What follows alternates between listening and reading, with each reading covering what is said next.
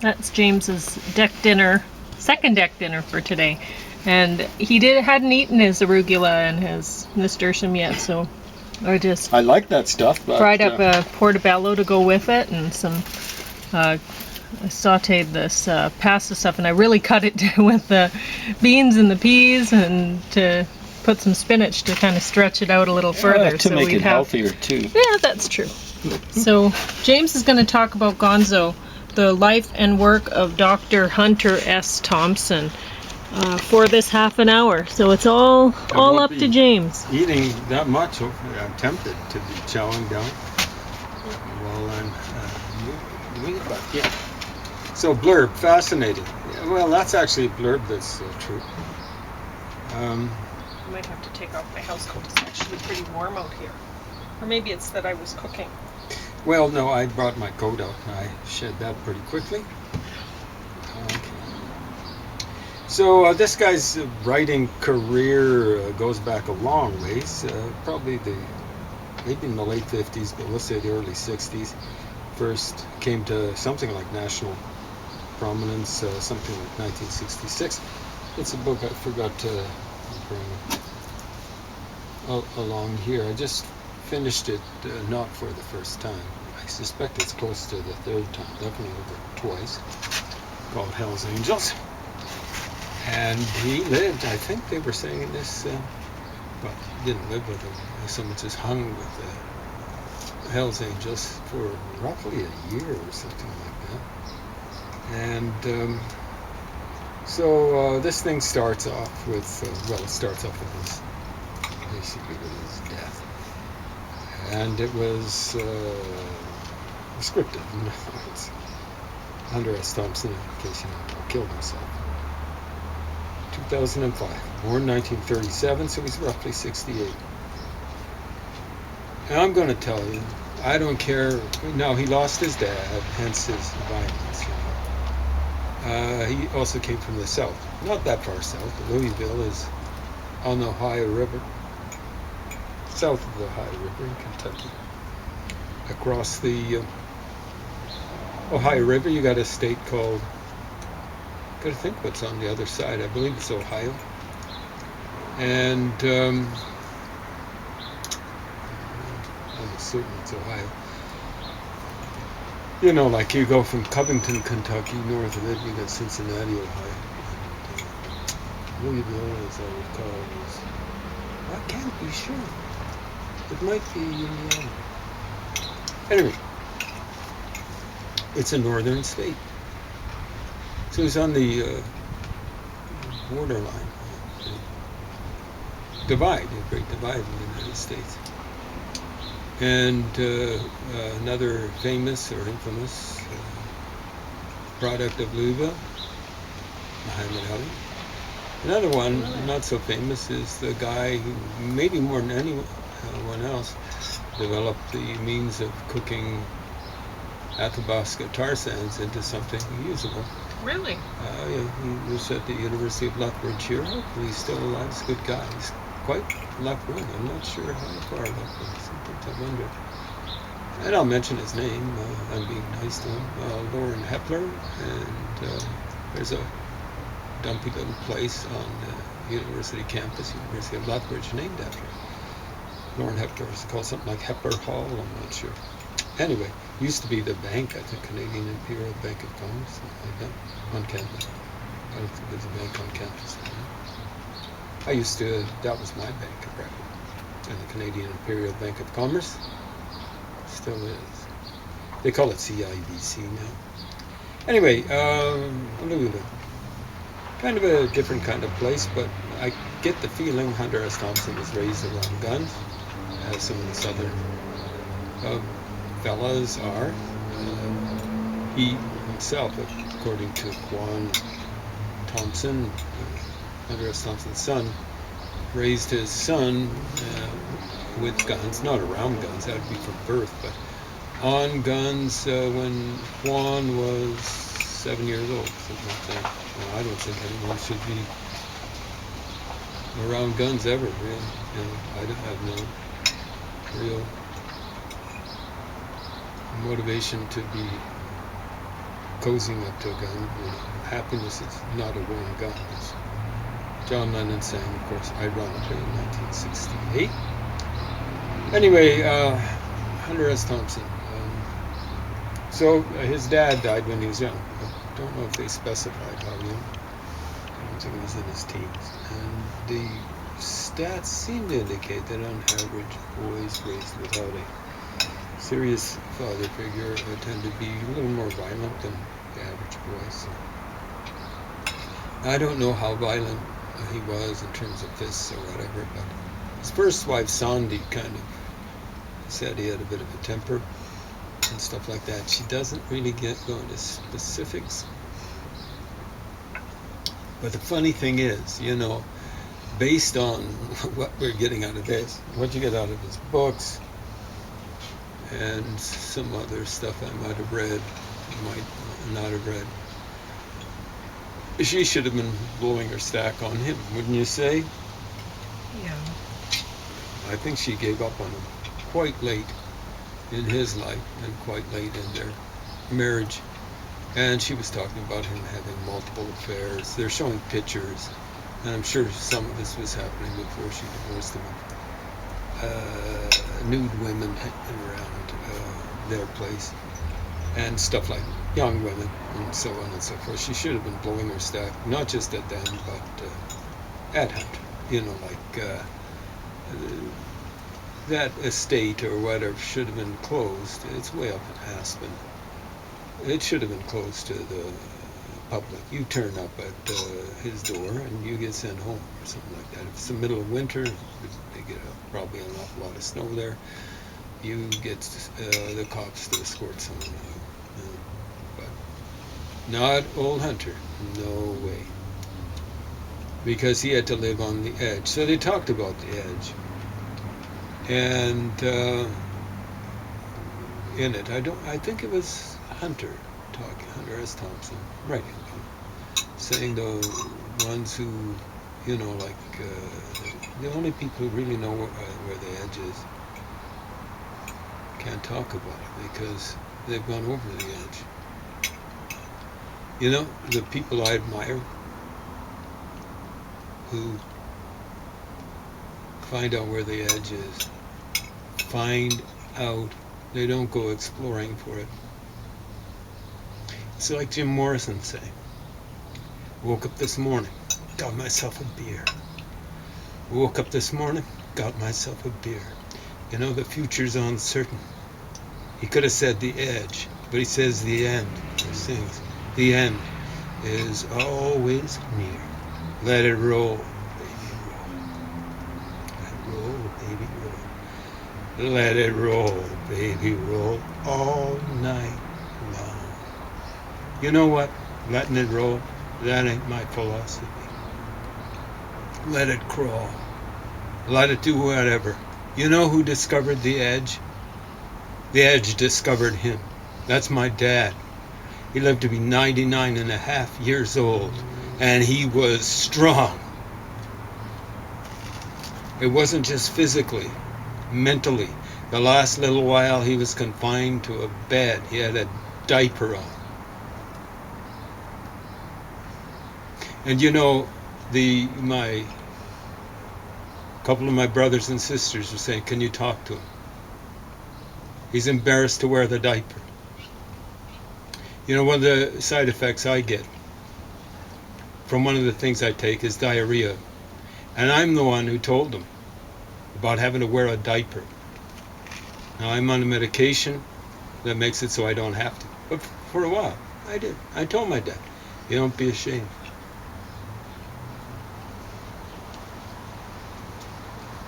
Because, I'm telling you, I'm trying to let the end discover me. I'm trying to let the edge discover me. I'm not going to look for it. And I'm telling you, you might think Hunter S. Thompson had courage. He couldn't take George W. Bush getting reelected. I had to take him getting reelected. And I had a much better sense, still do, of what horrible challenges face the world. I knew what was going to happen in the wake of 2001, 9/11. One of the first things I bought. Went out to Chapters. December 22nd, 2001. And it's called The Beast Reawakens. And it's not about fundamentalist Islam. It's about Nazism, fascism. Because I knew what the reaction would be. Little did I know how stupid the so-called left wing was going to be in terms of letting anyone in. Complaining about the Patriot Act, but letting anyone in. You'll ask them, would you let Nazis in? No way! And then, but they want, so long as it's a person of color, they want them let in. Sight unseen, questions unasked. People that are as bad as not just fascists, but Nazis. Now, I'm not talking about everyone coming in from elsewhere, but there's tons of them wanting to come in. Why wouldn't they? They've got all sorts of people in a democracy who are just lambs set up for the slaughter. Why would you let in people from Honduras just sight unseen, questions unasked? You may let in a large number, but you got to ask questions. Why? Well, because in the United Kingdom, up until recently, I don't know what it's like now, they had, per 100,000 population, per year, 1 murder in the United Kingdom. Honduras, 90. 90 times the rate of England. And you go, well, you know, like, what about the United States? In the United States, the statistics I've got back then, it wasn't that long ago, 4.7. I can remember one guy who I respect, but didn't have the level of knowledge about things that I had back then. This was right after 9/11. And he was saying the United States was the most violent place in the world, had the highest murder rate. 4.7 per 100,000 per year, as opposed to Honduras, 90.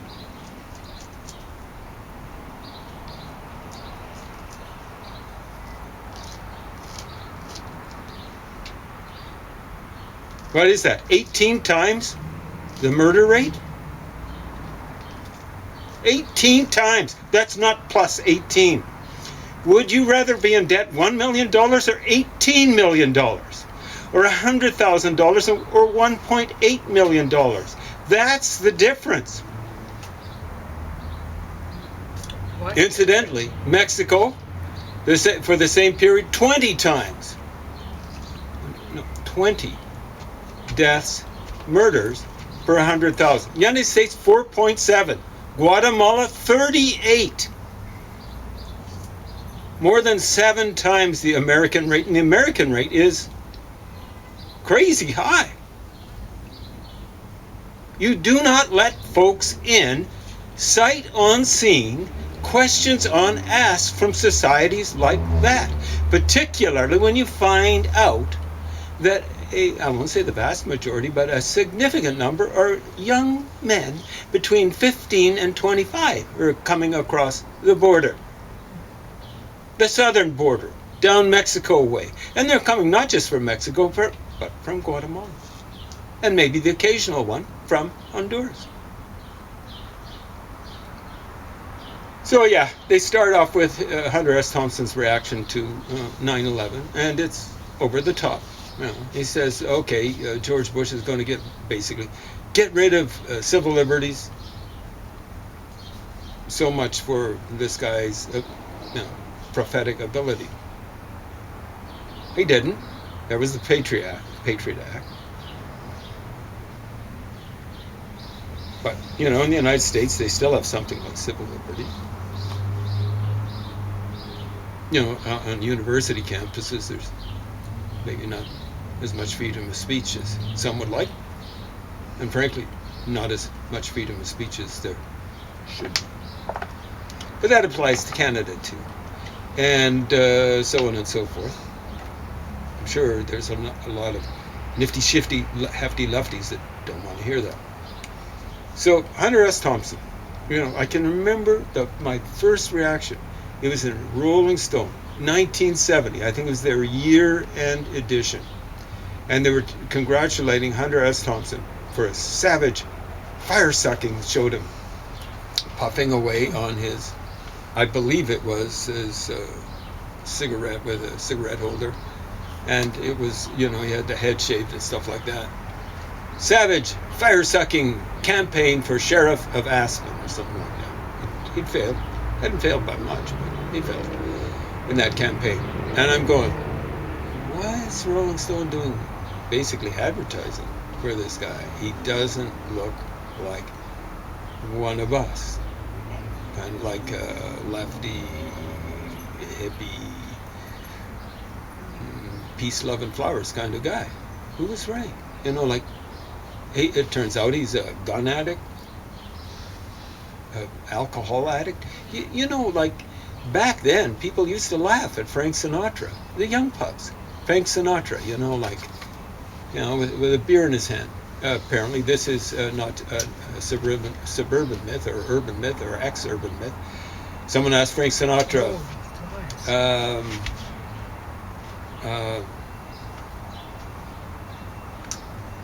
what was it, about alcohol users? I don't know. What was it? The value of being a teetotaler. He said, I don't know, go ask Pat Boone or something like that. Pat Boone is mentioned in this. And I think it was Hunter S. Thompson kind of making fun of Pat Boone. Pat Boone might still be alive. And I think Pat Boone's maybe a little bit older than Hunter S. Thompson. Roughly the same age. Raised in the same church I was raised in, actually. And there's certain values that I was raised on that I subscribe to. Who is it? Donald Trump believed in using vitamin D. And not just for a certain plague that's going around. I don't want to mention it because I don't want to get censored. And, just because it's Donald S. Trump or whatever his middle initial is, just because he says something, I'm not going to say, I'm never going to use vitamin D. He gets the occasional thing right. That's one thing. Pat Boone, I suspect, is a teetotaler, and he got that right. Yeah. This is crazy stuff. Using alcohol, using dope, doesn't matter if it's LSD or whatever. I have used dope. I have been on opioids. Not my choice. I didn't even want to get on them. And was I in a little bit of pain? Mm-hmm. 5 fractured vertebrae on a walker. And they didn't use the big T word. But they said, you have 18 months on the outside with treatment to live. And they already had me on something like OxyContin or Oxy whatever. James' oncologist at the time, she said, James was saying, I don't want to get addicted and whatever. And she said to him, well, you're dying. What does it matter if you get addicted? If you get addicted? Right? She's like, do you want to be in pain? Yeah, do you like pain? That's literally what she said. You like pain? Who cares if you get addicted? You're dying. Who cares if you get addicted? Those are the 3 things she said. And she was kind of joking, but she was joking on the square.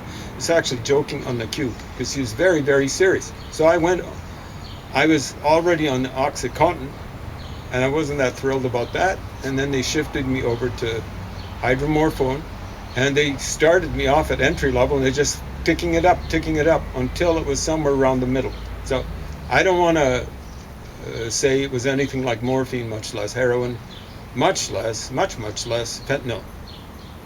But it's serious stuff. It caused me nausea. It was horrible. And I went cold turkey on that stuff. It wasn't my choice. Pauline's mentioned that. I've mentioned it a few times. We're on the road for parts of 3 days, significant parts of 3 days hiking. I found a way for me to deal with withdrawal. It's endorphins.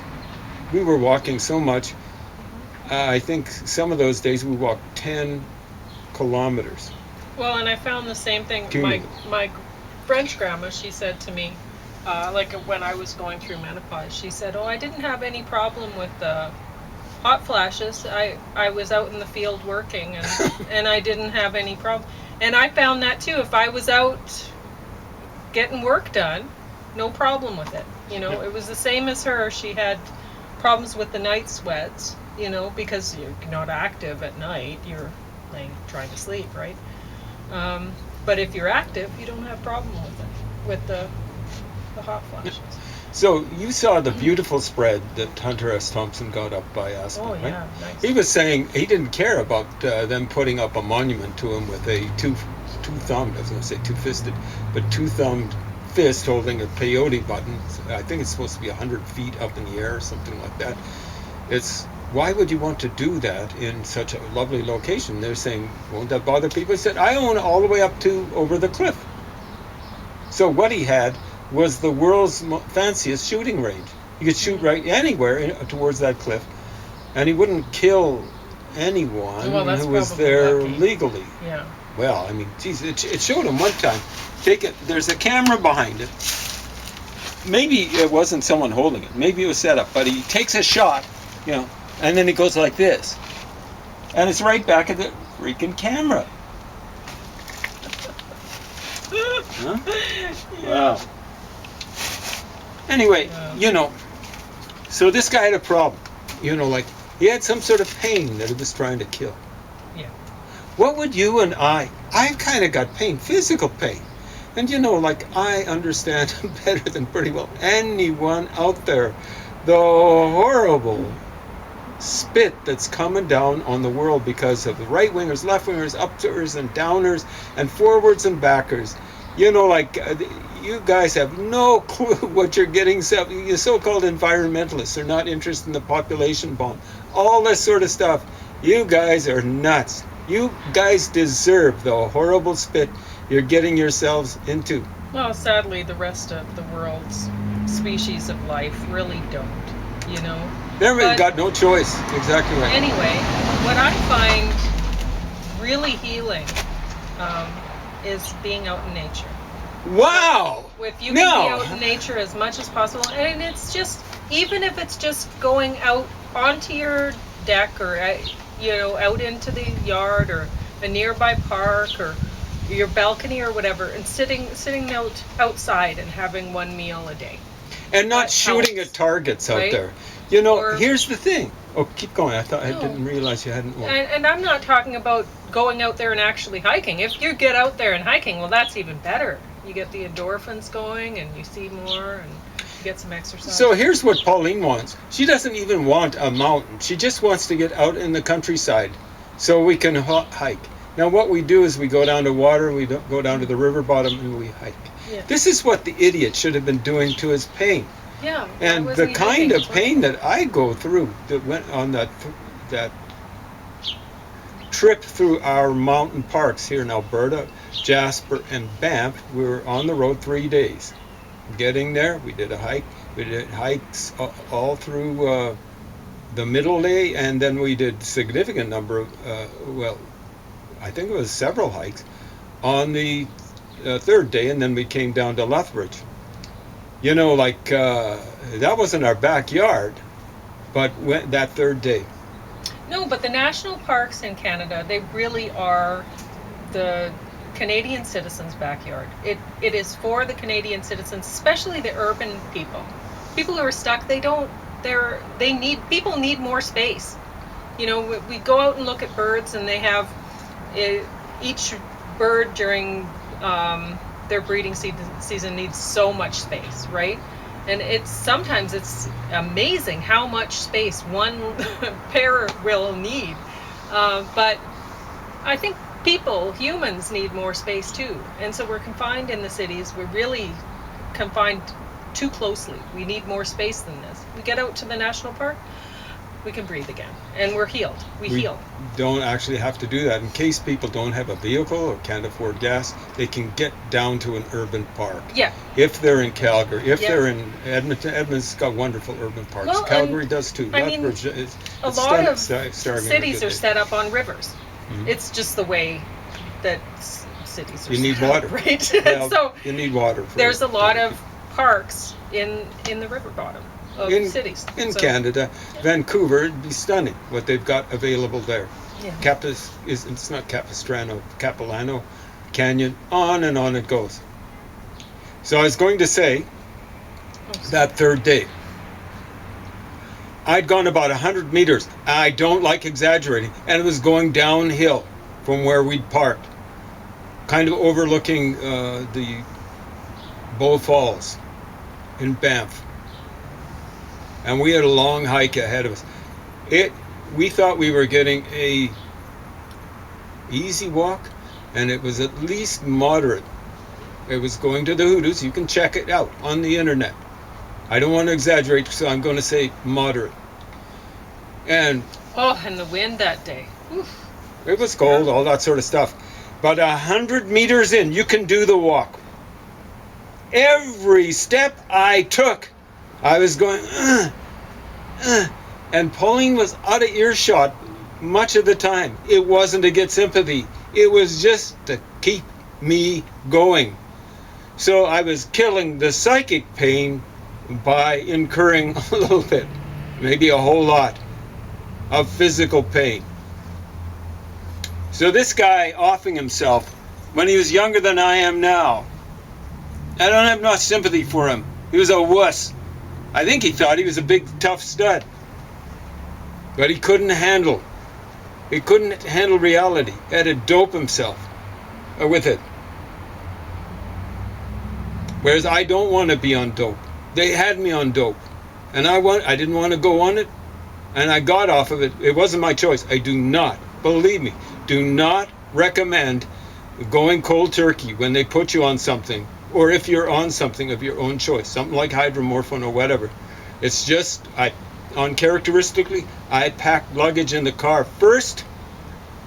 It's maybe the only time I've ever done it, because Pauline's so organized. But this one time, and she generally, when she's going back and forth between her mom's place and Lethbridge, she'll pack stuff to take stuff up there. She'll pack stuff to bring back. And that's what happened. There's a bunch of stuff in there. I couldn't find my med. And so I just went, it was cold turkey. So that's what this guy should have been doing. Out there walking. They didn't show him once, did they?